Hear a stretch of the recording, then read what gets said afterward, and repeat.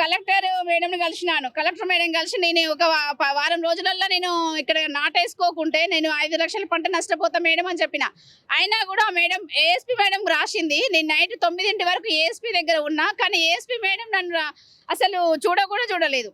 అక్కడ 2, 3 ఉండబట్టి బయట వేరే వాళ్ళు అప్పుడు నన్ను 9:30 వరకు ఒక లేడీని 9:30 వరకు నేను ఏఎస్పీలో అక్కడ దేవరకొండలు అసలు మొత్తం అడవి ప్రాంతం అది. నేను అంత భయపడి కూడా నేను అక్కడ ఉండే మేడం ఎస్హెచ్ఓకి చెప్పింది. కానీ ఎస్హెచ్ఓ రాలేదు. ఎస్హెచ్ఓ వీక్లీ వచ్చిండు. అసలు అతడు అక్కడ నేను కంప్లైంట్ ఏమి ఇచ్చినా అది చదివి అక్కడ వాళ్ళని అరెస్ట్ చేయాలి. అదేది లేకుండా పట్టించుకోలేదు. తర్వాత నేను మళ్ళీ కలెక్టర్ని కలిసిన. కలెక్టర్ కూడా లైఫ్ థ్రెట్, ఫస్ట్ మాకు లైఫ్ థ్రెట్, అక్కడ కూడా పట్టించుకోకుండా ఇప్పుడు నేను 6 లక్షల పంట నష్టపోయింది నిన్న మొన్న ఒక 1 మంత్ కింద. ఇంతవరకు వాళ్ళు ఏం చేయలేదు. ఇక్కడ నేను ప్రజావానికి వచ్చి కంప్లైంట్ ఇచ్చినాక ఆ డీజీపీ కాడ నేను పసుపులేటి మధు సారు ఎస్ఐ గుర్రంపూడి ఎస్ఐకి నేను కంప్లైంట్ ఇచ్చిన. అక్కడ నన్ను ఊకే అంటే ప్రాణహానితో నేను పొలాల దగ్గర పోయినప్పుడు 100 కాల్ చేస్తున్నా.